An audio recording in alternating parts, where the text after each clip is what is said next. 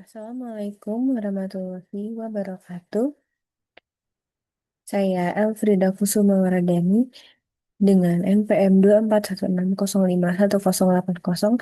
Di sini saya akan mempresentasikan eh, proposal penelitian saya yang berjudul Persepsi Mahasiswa Terhadap Keputusan Investasi di Tengah Fenomena Financial Influencer atau Finfluencer dan Fear of Missing Out (FOMO). Studi Fenomenologi pada Mahasiswa Universitas Lampung.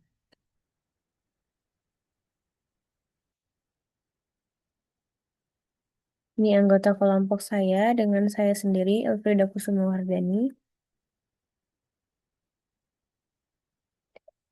Latar belakang dari penelitian kami, yaitu awalnya kami mengamati fenomena di mana teman-teman mahasiswa, teman-teman sebaya saya di perkuliahan, itu banyak sekali yang akhir-akhir ini dari sekitar akhir tahun 2025 sampai awal 2026, eh, teman-teman mahasiswa saya banyak sekali yang terjun ke dunia investasi saham, yang biasa kita sebut trading. Nah, dari fenomena tersebut, eh, kami bertanya, apakah apa ya yang membuat mereka tertarik untuk melakukan investasi? Dari pertanyaan itu, kami mencari data dari KSEA.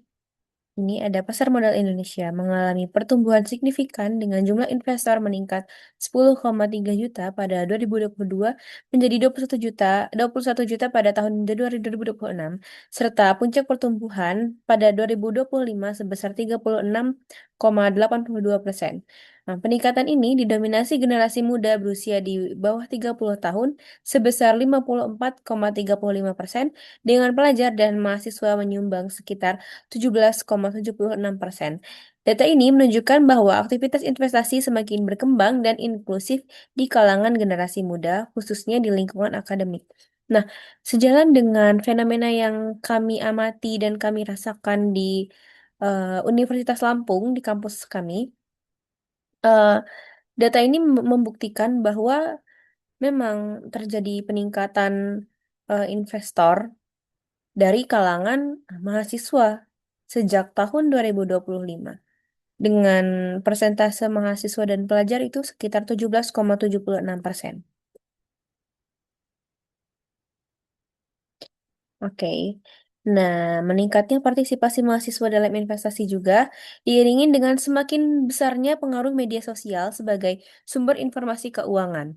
Nah, kehadiran financial influencer di platform TikTok, Instagram, dan YouTube turut membentuk cara investor muda memahami peluang risiko hingga mengambil keputusan investasi. Nah, penelitian dari Claude Hari dan Yamuna 2025 menunjukkan bahwa paparan konten financial influencer dapat mempengaruhi persepsi risiko dan keputusan investasi investor muda, dengan kepercayaan terhadap influencer menjadi faktor yang memperkuat pengaruh tersebut. Nah, berdasarkan fenomena ini, dari fenomena peningkatan investor muda dan fenomena financial influencer di media sosial, penelitian dilakukan dengan pendekatan kualitatif deskriptif untuk memahami secara lebih mendalam pengalaman mahasiswa sebagai investor pemula dalam menghadapi pengaruh financial influencer atau finfluencer, FOMO, dan risiko investasi di era digital. Oke, dari eh, fenomena-fenomena tersebut, kami mendapatkan research question berupa bagaimana persepsi mahasiswa di Universitas Lampung terhadap konten financial influencer dalam konteks pengambilan keputusan investasi saham. Lalu yang kedua, bagaimana persepsi mahasiswa di Universitas Lampung terhadap fear of missing out atau FOMO dalam keseharian mereka sebagai investor. Lalu yang ketiga, bagaimana mahasiswa di Universitas Lampung memaknai resiko investasi saham berdasarkan pengalaman langsung mereka. Oke, ini tujuan dari penelitian kami, yaitu mendeskripsikan dan memahami persepsi mahasiswa di Universitas Lampung terhadap konten influencer dalam konteks pengambilan keputusan investasi saham. Lalu yang kedua, mendeskripsikan dan memahami persepsi mahasiswa di Universitas Lampung terhadap FOMO dalam keseharian mereka sebagai investor. Lalu yang ketiga, mendeskripsikan dan memahami pemaknaan risiko investasi saham oleh mahasiswa Universitas Lampung berdasarkan pengalaman langsung mereka. Lalu, mengapa penelitian ini penting? Karena secara teoritis memperkaya kajian fenomenologi dalam konteks perilaku keuangan generasi muda di Indonesia. Secara praktis, bagi mahasiswa meningkatkan kesadaran terhadap media sosial dalam keputusan finansial. Nah, ini adalah landasan-landasan teori kami. Eh, untuk grand teori, kami menggunakan SOR teori, yaitu memetakan alur, konten influencer dan FOMO, stimulus proses internal mahasiswa, organisme, dan keputusan investasi respons. Lalu middle teori kami menggunakan sosial kognitif teori, menjelaskan bagaimana mahasiswa belajar investasi dari menonton atau meniru influencer dan seberapa percaya diri mereka dalam bertindak. Lalu untuk apply teori kami menggunakan prospek teori dengan mengungkapkan mengapa FOMO terasa menakutkan, tidak ikut investasi dirasakan sebagai kerugian, bukan sekedar pilihan netral. Lalu ini ada teori-teori dari variabel kami, yaitu teori influencer, FOMO, persepsi risiko, dan literasi keuangan. Lanjut. Eh, Setelah kami mencari penelitian terdahulu, cukup banyak peneliti terdahulu yang sama-sama meneliti tentang FOMO, finfluencer, dan investasi saham. Sebagian besar penelitian terdahulu menggunakan pendekatan kuantitatif yang berfokus pada pengukuran hubungan antar variabel secara statistik. Oleh karena itu, penelitian ini menggunakan pendekatan kualitatif deskriptif untuk menggali pengalaman subjektif mahasiswa secara lebih mendalam yang belum banyak diungkap dalam penelitian sebelumnya. Lanjut. Ini ada pemetaan bibliometrik dari penelitian kami. Ada perilaku investasi dan keputusan keuangan. Node sentral, yaitu investment decision, frekuensi yang sangat tinggi. Kata kunci terkait financial literacy, risk tolerance, behavior bias, overconfidence, attitude, intention, dan retail investor. Gapnya yaitu kata kunci influencer dan FOMO belum muncul sebagai node besar.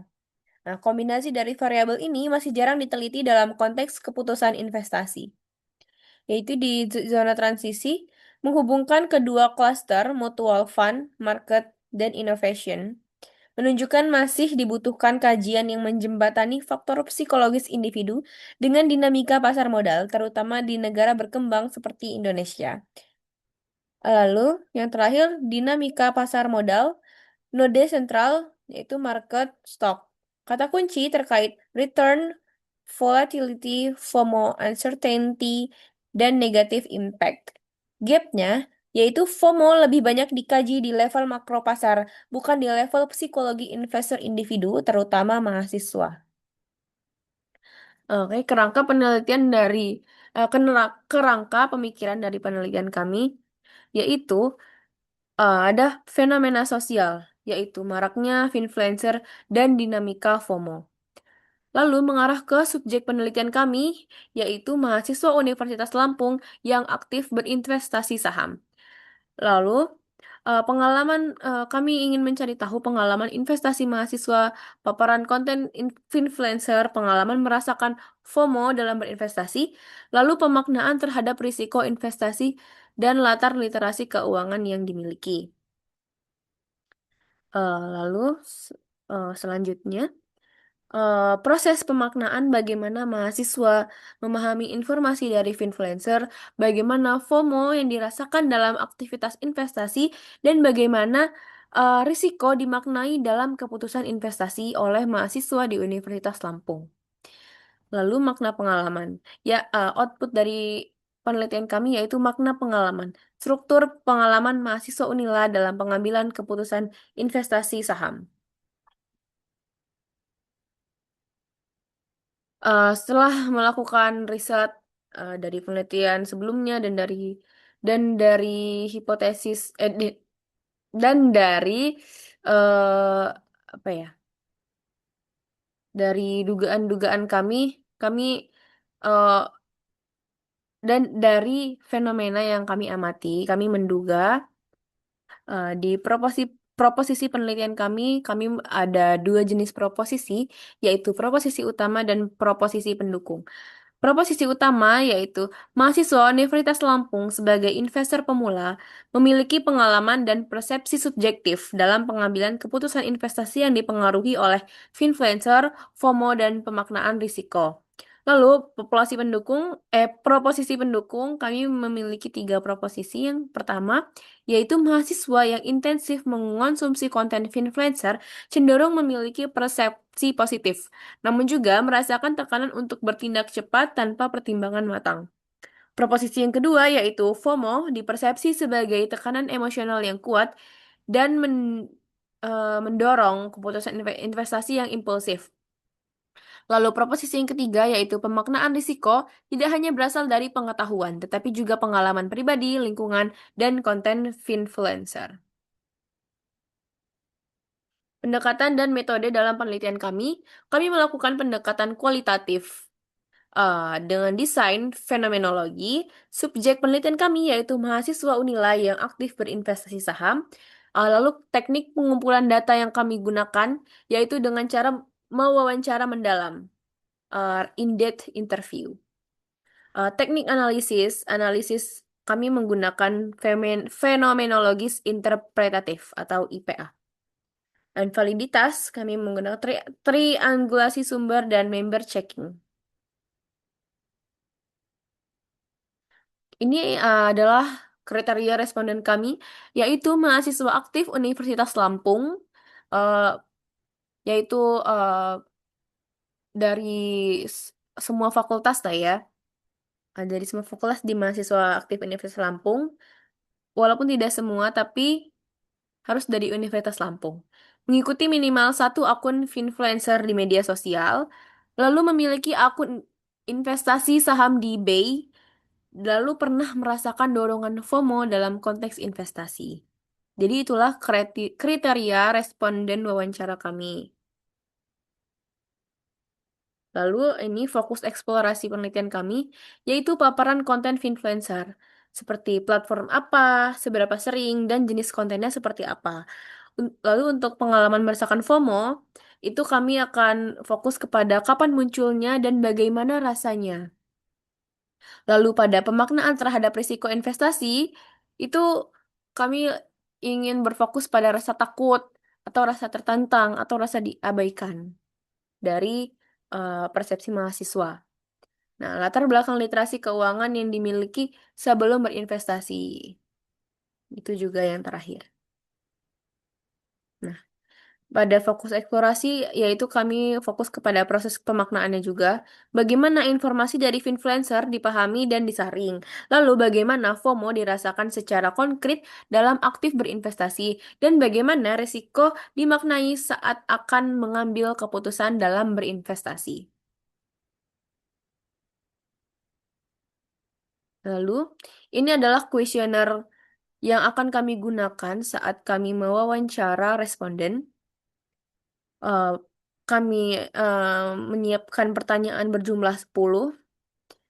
Itu pertanyaan yang pertama, itu pernahkah Anda melihat konten investasi dari influencer di media sosial? Apa tanggapan Anda saat itu? Pertanyaan kedua, pernahkah konten influencer membuat Anda tertarik pada saham tertentu? Ini merujuk pada emiten tertentu. Apa yang membuat Anda tertarik dan apakah itu membuat Anda merasa perlu segera bertindak? Lalu pertanyaan yang ketiga, pernahkah Anda mengikuti rekomendasi influencer lalu hasilnya tidak sesuai harapan? Bagaimana tanggapan Anda terhadap influencer tersebut setelahnya? Lalu pertanyaan yang keempat, pernahkah Anda memilih untuk tidak mengikuti saran influencer? Lalu apa alasannya? Yang kelima, pernahkah Anda melihat orang lain untung besar dari saham di media sosial? Apa yang Anda rasakan saat itu? Dan apakah itu membuat Anda merasa tertinggal? Lalu pertanyaan yang keenam, Pernahkah perasaan takut ketinggalan itu mendorong Anda untuk membeli saham? Bagaimana hasilnya? Dan apa yang Anda pelajari dari pengalaman itu? Lalu pertanyaan yang ketujuh, pernahkah Anda memilih untuk tidak ikut membeli saham yang sedang ramai dibicarakan? Apa yang membuat Anda menahan diri? Lalu, pernahkah Anda merasa ragu sebelum membeli saham karena khawatir dengan risikonya? Apa yang membuat Anda berpikir demikian? Lalu pertanyaan yang kesembilan yaitu, pernahkah konten influencer atau melihat orang lain untung membuat Anda merasa suatu saham tidak terlalu berisiko? Dan apa yang terjadi setelahnya? Lalu pertanyaan yang terakhir yaitu, pernahkah Anda mengalami kerugian dalam investasi? Lalu bagaimana pengalaman itu mengubah cara Anda memandang risiko? Oke. Ini adalah teknik analisis data dari penelitian kami, yaitu analisis yang pertama transkripsi data. Bertujuan untuk eh, Tujuannya yaitu seluruh hasil wawancara direkam dan ditranskripkan ke dalam bentuk teks untuk memudahkan proses analisis, lalu membaca dan memahami data. Peneliti membaca transkrip secara berulang untuk memahami pengalaman informan secara menyeluruh. Jadi kami akan membaca ulang untuk memahami pengalaman dari informan. Lalu yang ketiga, pengkodean atau coding. Bertujuan untuk eh, data dianalisis menggunakan software NVivo dengan memberikan kode pada bagian teks yang relevan dengan fokus penelitian. Lalu analisis yang keempat, pengelompokan tema. Kode-kode yang memiliki keterkaitan dikelompokkan menjadi tema-tema yang merepresentasikan pengalaman informan. Lalu yang terakhir, interpretasi makna. Peneliti menginterpretasikan tema yang muncul untuk menemukan makna dan struktur pengalaman mahasiswa dalam pengambilan keputusan investasi saham.